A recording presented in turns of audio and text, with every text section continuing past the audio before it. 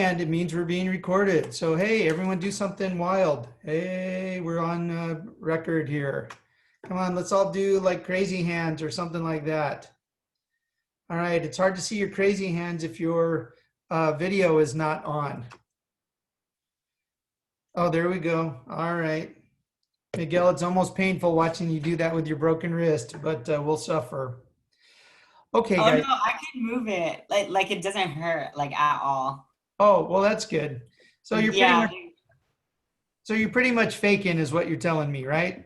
no, it's not Oh, that. all Like right. my hand seizes up here and there, but like it doesn't hurt really. But I'm like in the glad it future, doesn't oh, hurt. it will. All right, guys. Let me take roll, and then we will move on with the class stuff for today.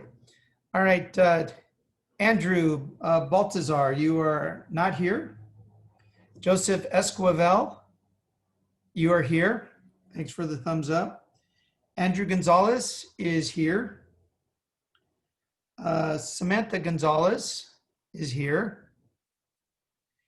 Iman Goodlow. Is that Goodlow or Goodlow?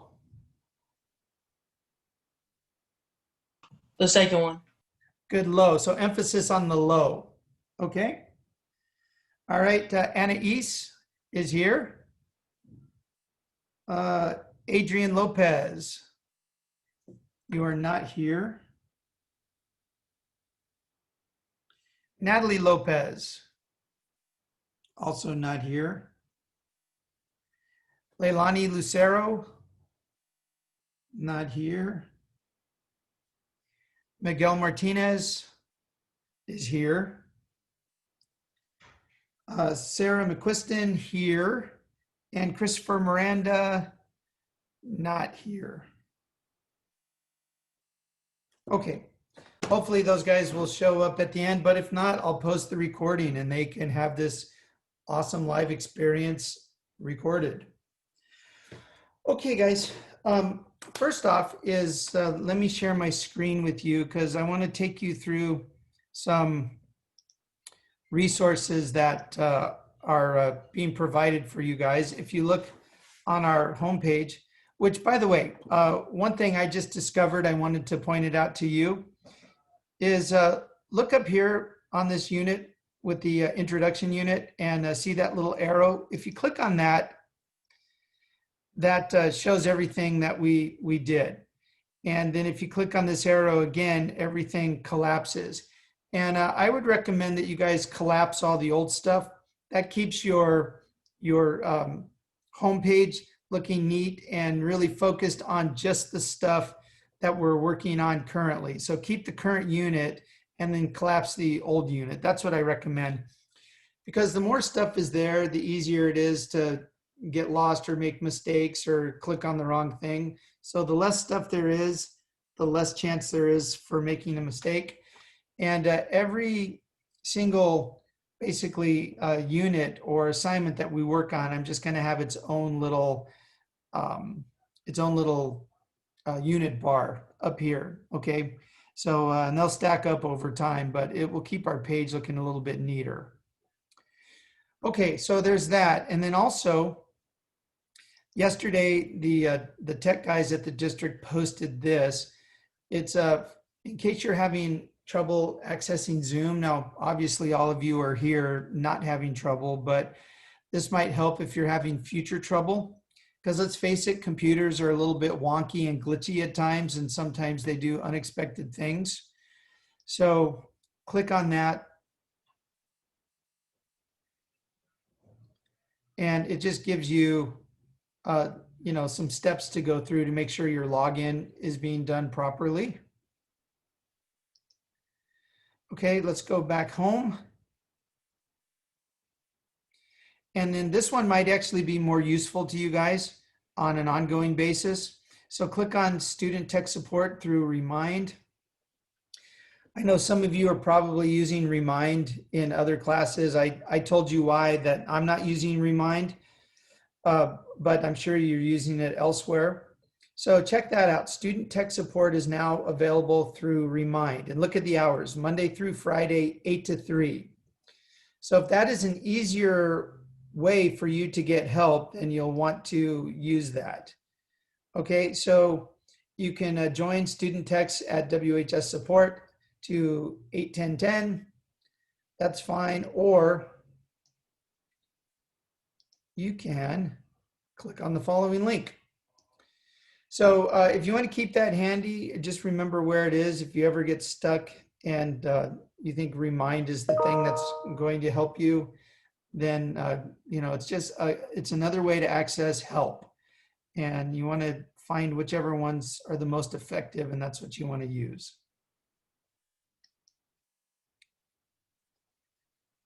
Okay, let me stop sharing for just a second. Do you guys have any questions on the support stuff? If you're good, give me a thumbs up.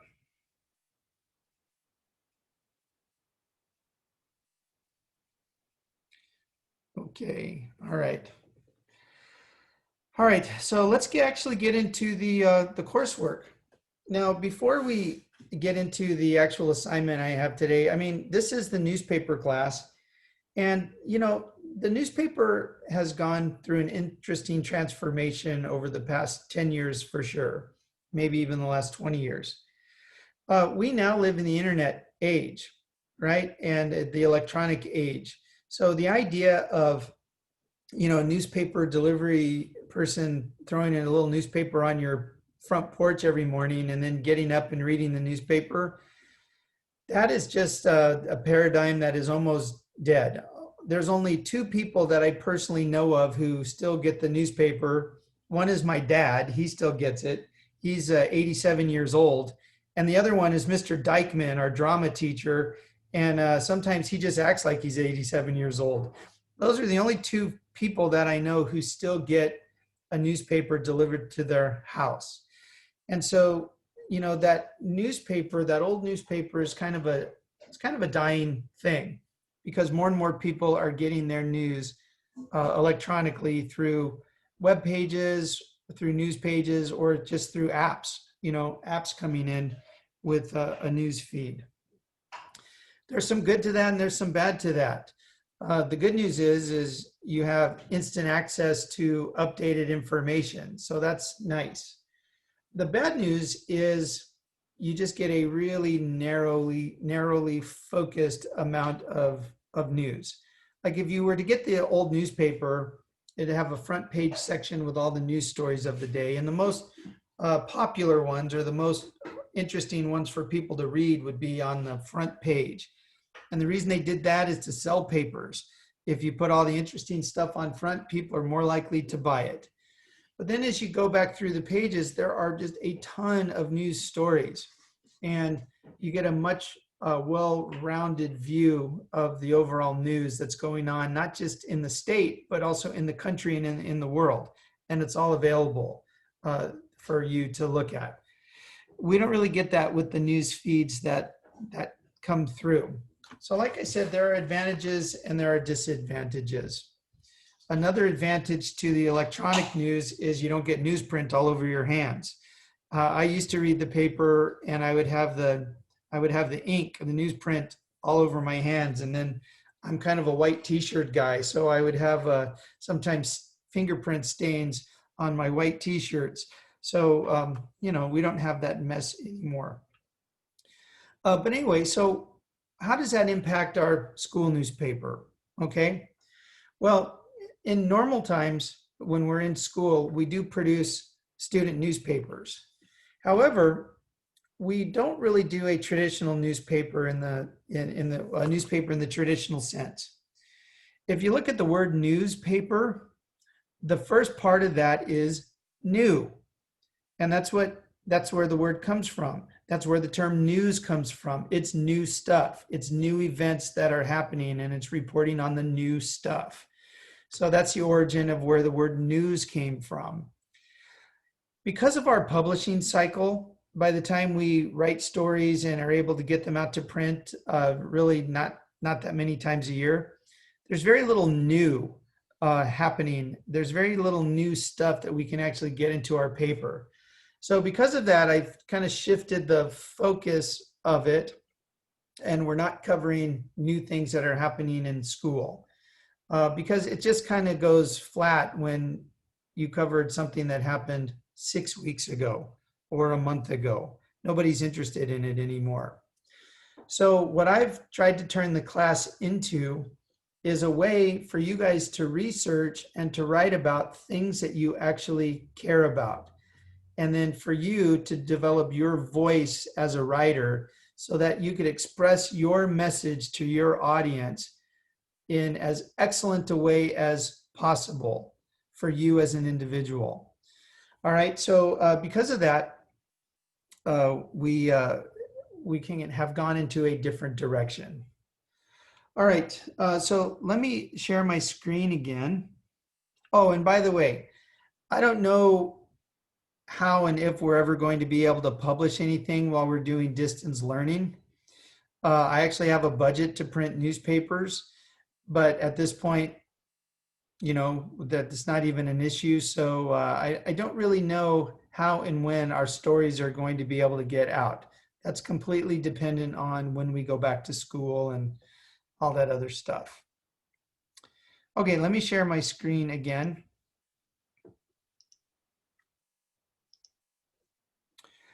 Okay, now you'll notice on this assignment right here in the middle of the page, and one thing I'm trying to do just to make the assignments jump out a little bit more is to put assignment just like that in front of everything. That way your eye immediately catches the assignment.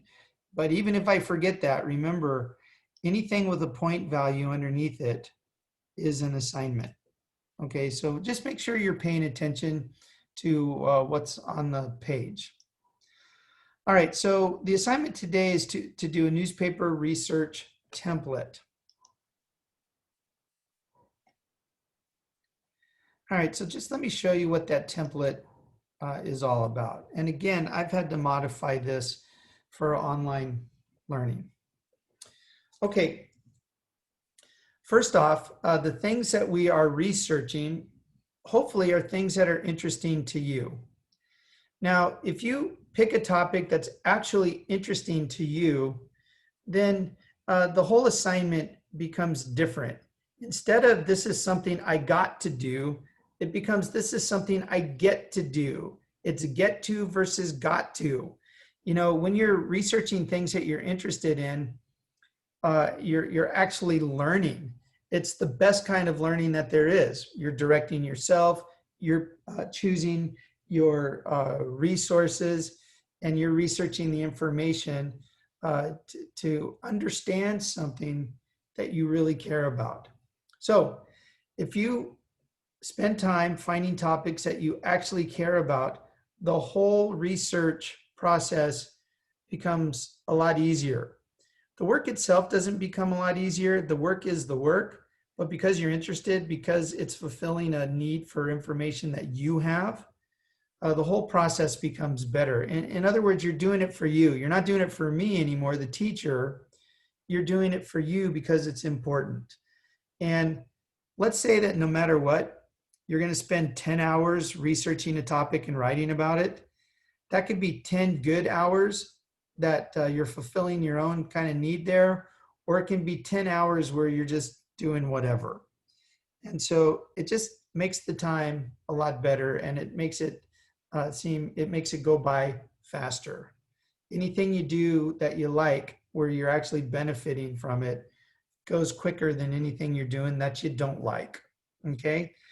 Like I can watch a football game for 2 hours, or I can go watch an opera for 2 hours. The football game is going to go down a lot easier and feel like it takes a lot less time than the opera. So I think that same principle applies to your research topics. If you are enjoying what you're learning about, the whole process is better. Now, learning is an important part. As a journalist, as a researcher, learning should always be our number one goal. It should never be our goal just to research in order to prove a point that I already believe. The goal of research is to learn, and then you take that information and it shapes your thinking on all sorts of things. Okay, So let's say a lot of people, a lot of students like to write about politics. And to be honest, I get tired of reading things about politics. But if students are interested, it's fine for them to do that. But a lot of time what they end up researching is something that they already believe. They look for information to verify what they already believe. And the problem with that is it limits on what you're willing to look at. So if you go and just want to simply learn about a topic, you're going to find the best sources and you're going to try and find the most well-rounded, good information that you can. And then you just absorb it all, you just learn it. But if you're trying to research a point about a certain politician and to show why he or she is a bad person or a bad candidate, or a good person or a good candidate, you're going to limit anything that goes contrary to the opinion you already hold. And it's just not a very honest academic process. It's not a very honest intellectual exercise when you're excluding information that goes against your belief. So there's a difference between proving and learning. And what we're trying to do is learn primarily. We're trying to learn. And then as a journalist, once you learn, you want to share that information with your audience. And that's what writing is all about. It's about sharing what you think, what you've come to learn and believe with an audience. And that audience becomes very important because you're not writing to everybody in the world. You're just simply writing to a small group of people that you're trying to communicate to. Let me stop sharing for just a moment, okay?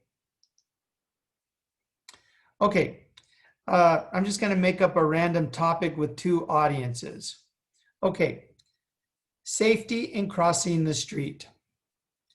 Okay, if you're going to go to a seminar on how to cross a street safely, and someone's going to present the information, they're going to present it to a 5-year-old, and they're going to present it to a 30-year-old parent, a mom or a dad or both. How would you communicate crossing the street safely to a 5-year-old child versus to a 25 to 30-year-old adult? Now, if we were in class, I would have us brainstorm ideas or, whatever. But can you see how communicating the information is going to change depending on who your audience is?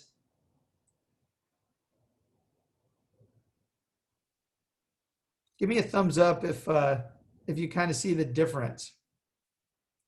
Okay, now, if you're talking to a 5-year-old, are you going to tell them how likely they are to die if they cross the street?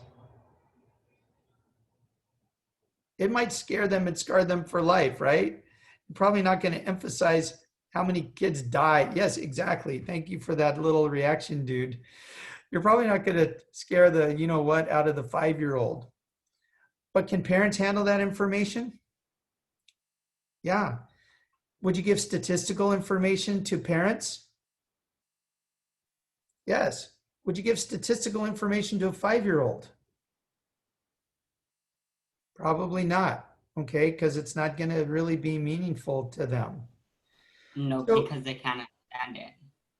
Exactly. They probably don't have the intellectual capability to handle those statistics.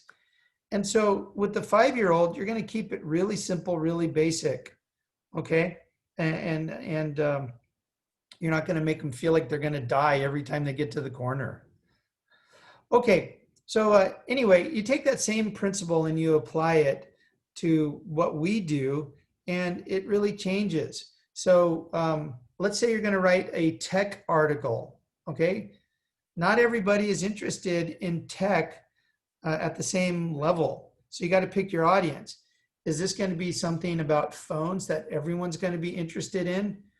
Or is this going to be something really super technical about the resolution of a camera or how many megabit whatevers of data you can do? I mean, depending on who your audience is, if you're writing to the tech nerds, they're going to love that stuff. If you're writing to students whose only interest in the phone is taking selfies and posting on Instagram, what you actually say to them is going to be a little bit different. Okay, so what you have is you have information that you care about. Then you have your audience. Okay, now watch the visual here. This is a good one. What your job to do is to bridge the gap between those. You have your something you care about, you have your audience. You, as the researcher and the writer, are the one who bridges that gap to share your message to your people, however you define your audience in that. And your audience changes over time. Most students, when they start working in newspaper, especially most ninth graders, I encourage them to choose their friends as their audience. Okay, so the people that you identify with most, let's focus on communicating to them.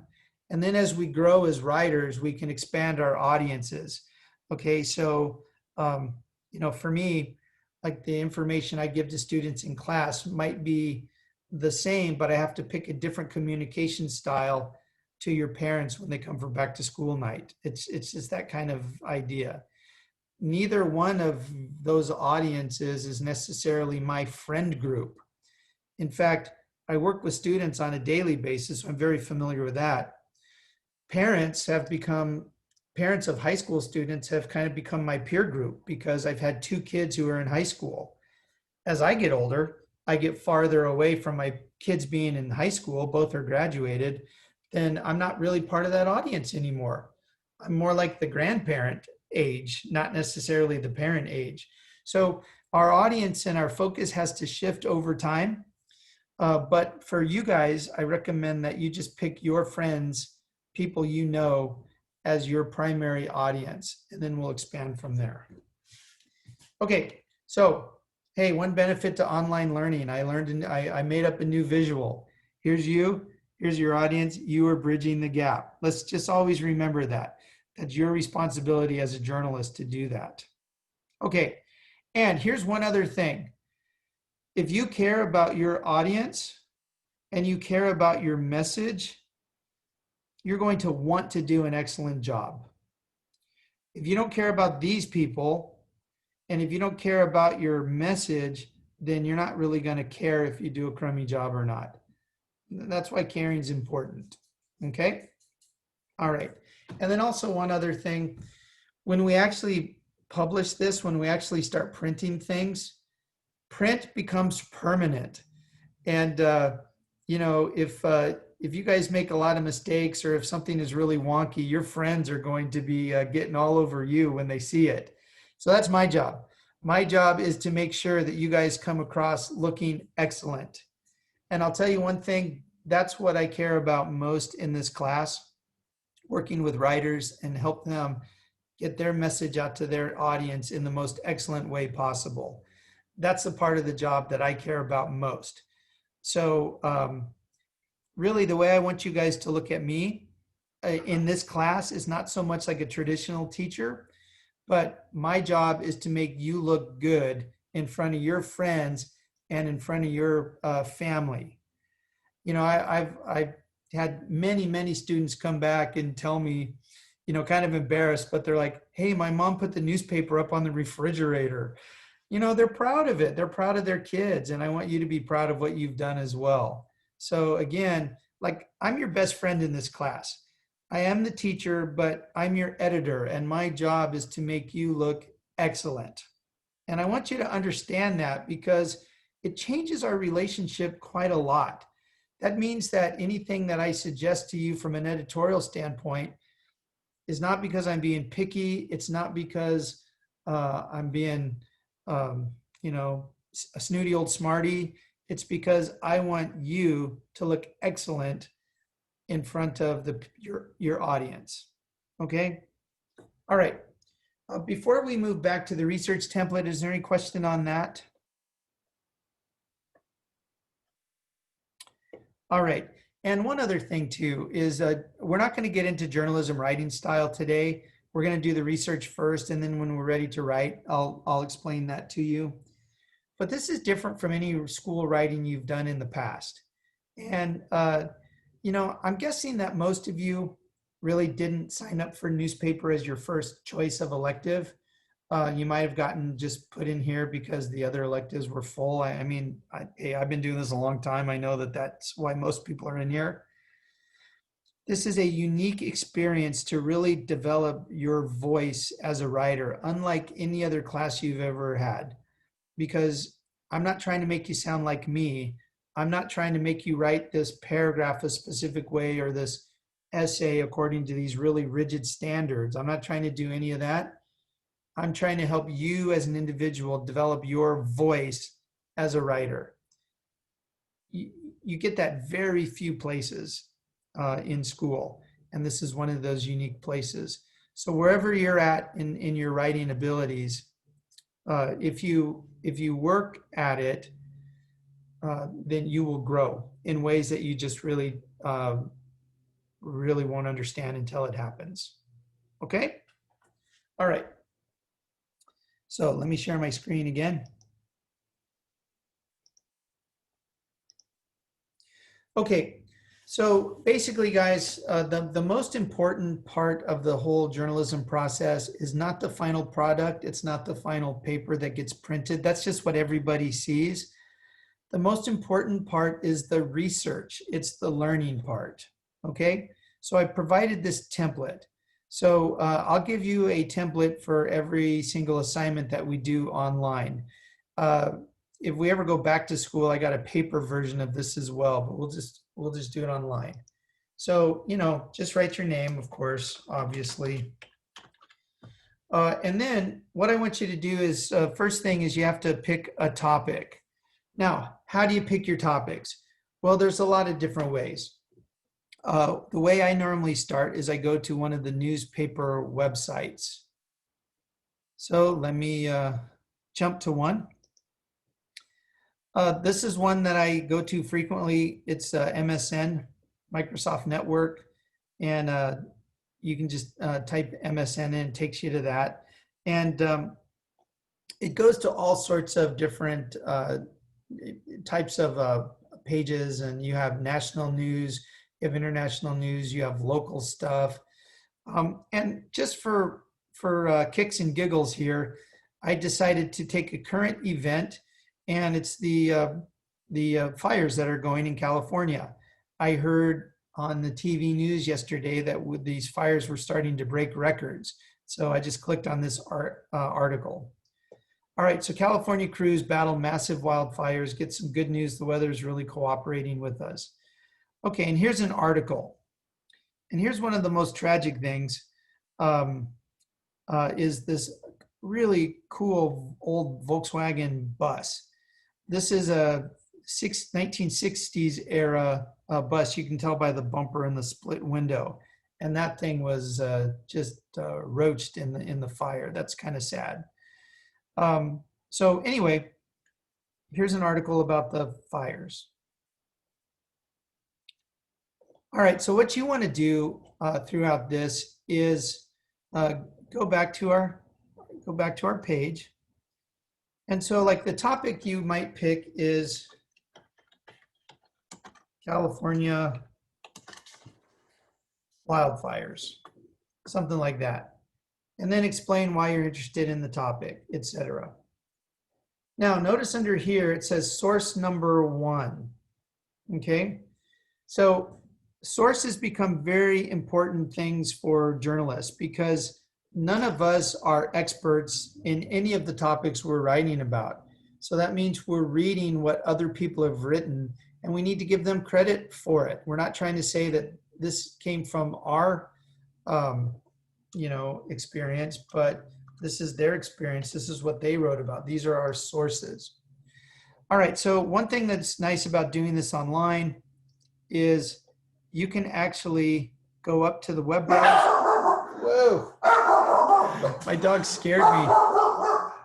All right, you can go up to your little browser here, click on it, and then copy it. And then you can paste the source right into the document, okay? So that way, when I, as your editor and teacher, am going and checking your sources, it is right there for me to look at. Now, what you want to do here is start writing notes. Now, I like to do bullet point notes, but you know, I'll leave that up to you. Okay, let me just put that little star to indicate that we're writing a note. Now, let's go back to our article. And I'm not going to read this whole thing to you, but I'm just going to demonstrate how you might do notes.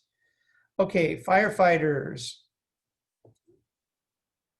Let's read that section. Firefighters battling the historic blazes in Northern California were hopeful Tuesday that they could get massive fires under control after weather conditions helped them out the day before. Okay, so there's really not a ton of really noteworthy information here. It says that it's a historic blaze. There's better information later on that tells, like, this is now I think the second largest fire in California history, something like that. You could say that weather conditions are starting to help the firefighters. So that might be my first note. Weather conditions changing to help firefighters. Okay. Back to the article. Look at this next paragraph right here. It says dry lightning, strong winds, and warm temperatures still threaten to ignite new fires in parts of the Golden State through Tuesday afternoon, but fire officials said they've made progress on the 3 blazes burning around the San Francisco Bay as they prepare for a marathon to suppress the rest of the wildfires. There's actually a lot here, okay, even though it's one small paragraph. Okay, so first off is, as I was reading through this, what happened here? There we go. As I was reading through this, I saw a term that I'm not familiar with, dry lightning. Okay, it's obviously important, but I didn't really know what dry lightning was. So I just opened up a window and, you know, I did a search for what is dry lightning. And this is what I discovered. Okay, so pyrocumuli omnibus are cumulus clouds that can form over a large fire that are particularly dry. When the higher levels of the atmosphere are cooler and the surface is thus warmed to extreme temperatures due to a wildfire, volcano, or other event, convection will occur and produce clouds and lightning. Okay, well, that's a lot of words, right? That's too many words for me to make a note on, and that's too many words for me to pass through to my readers. So I have to try and think of it in a way that's more understanding. What I really got from that is when it's cooler in the atmosphere than it is on the ground, when we get extreme temperatures on the ground because of fires, volcanoes, then that causes this dry lightning. So cool in the atmosphere, really super hot on the ground. It's just a simple way to understand it. Now, I look at this over here. If you guys can see on the right where my cursor is, a dry thunderstorm is a thunderstorm that produces thunder and lightning, but most or all of its precipitation evaporates before reaching the ground. So it's like a lightning that happens in a normal rainstorm, but it's so darn hot that the water evaporates before it hits the ground. Okay, so, you know, it becomes my job as the journalist now to explain that complex thing in a way that makes sense to my readers. Okay, so that will be my note. Dry lightning.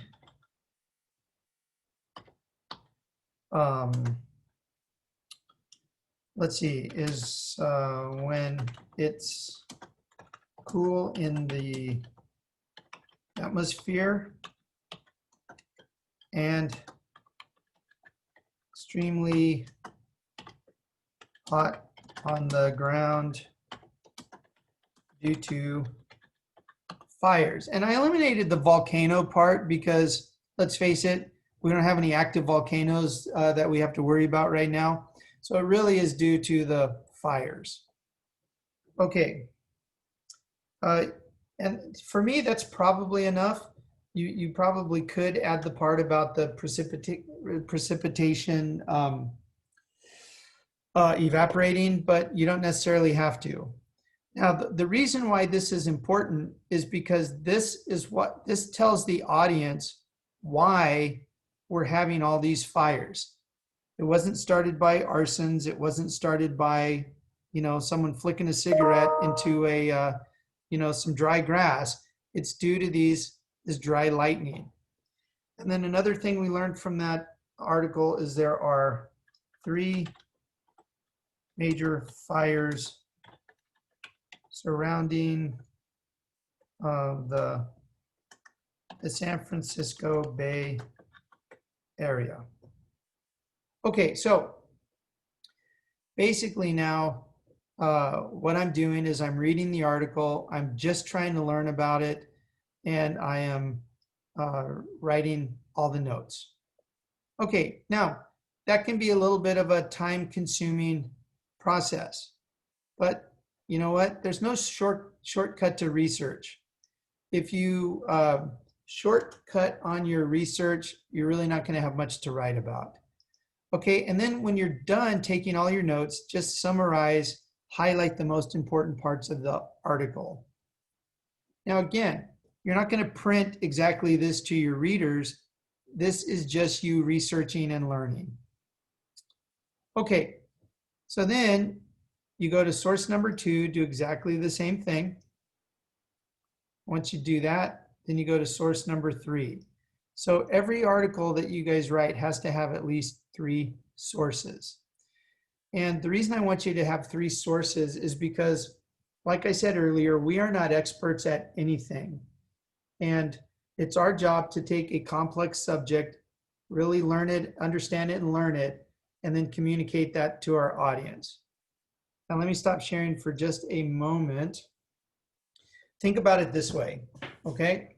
You as a journalist are taking this much information, okay? And then you're crystallizing it down to this much because this is the stuff that's really relevant to your audience. But to get really good stuff here, you got to have a lot of research, a lot of information. That's why the research is so important. Okay. Are any of you from the San Francisco Bay Area? Anyone? Give me a thumbs up if any of you are actually lived in the San Francisco Bay Area. Okay. So this has nothing to do with journalism. This is just my thing. This is what I like to do. I'm trying to get other people on board. Okay. I like to call San Francisco Frisco, right? I just like using that, Frisco. But apparently people who live in San Francisco hate it when people say Frisco. They prefer either the Bay Area or San Fran. Well, I think they're just being overly sensitive, right? So I think just for the fun of it, let's just say Frisco our whole lives.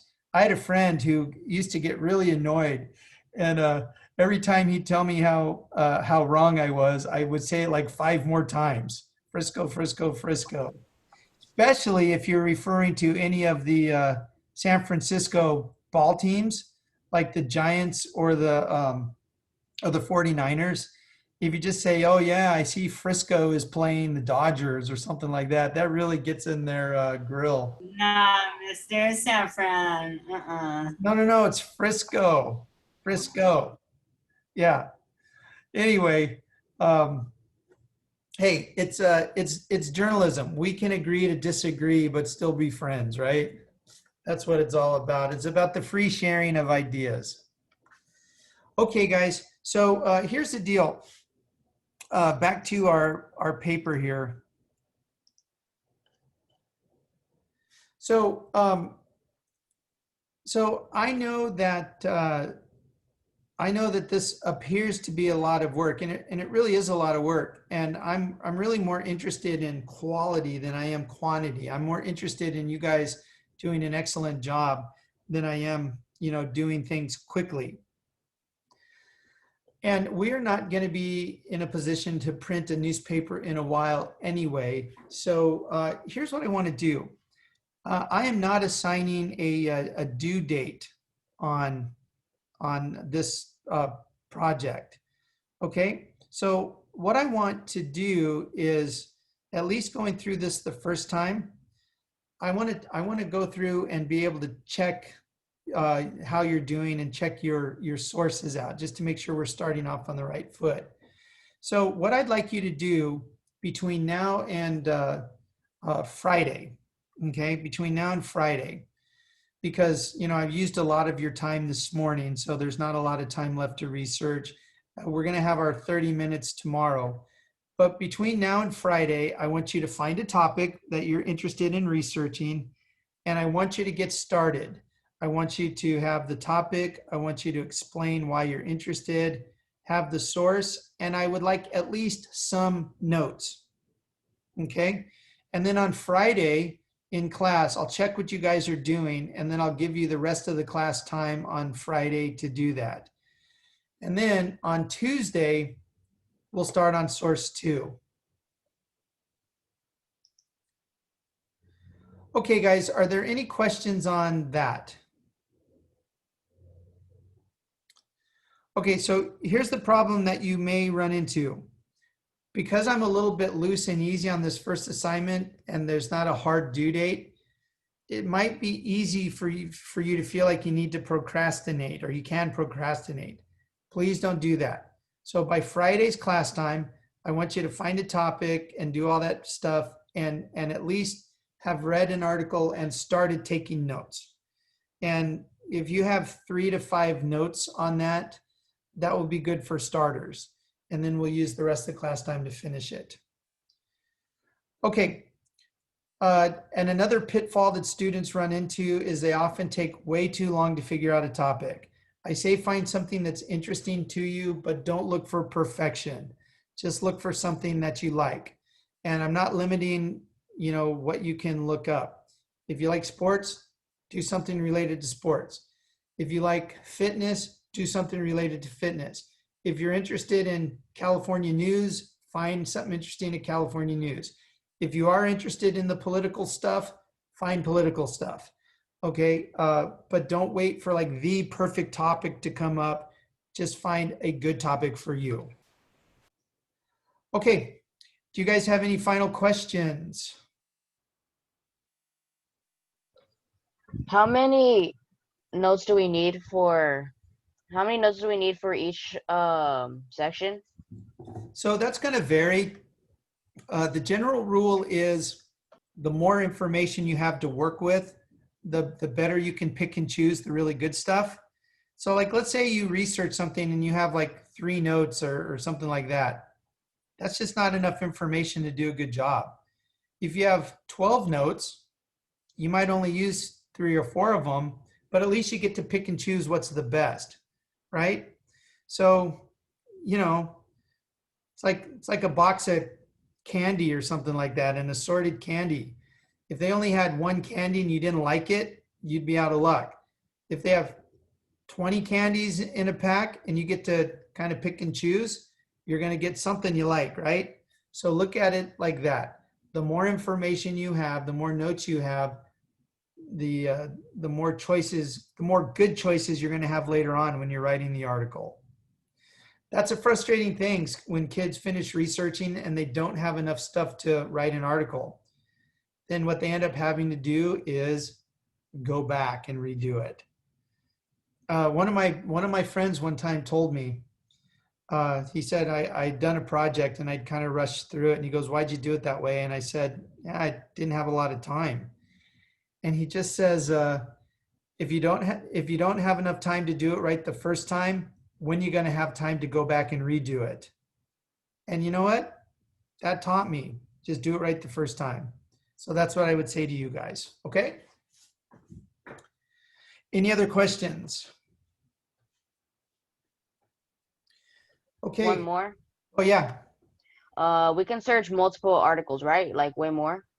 Yeah. So I want you to start with one, and then we'll look at it on Friday because I want to make sure before you spend a lot of time uh, researching, I want to make sure you're doing it in the way that I want you to. So just start with one, and then we'll move on from there. And I can give you direction on what to do next. All right? Yeah. Okay, any other questions? Okay, what I recommend to you guys then is to just try and narrow down your topic. Try and find that now. You can go to MSN, you can go to CNN, you can go to any of the news networks, you can go to Yahoo, they've got news. You can go to Fox or sites like that. They all have news. They all have interest stories, and just pick any one of them and start looking. Okay. All right. If you have any questions on that, please email me and I'll get back to you. All right. You guys are free to exit. If you have any questions, feel free to stick around, and I am going to stop recording.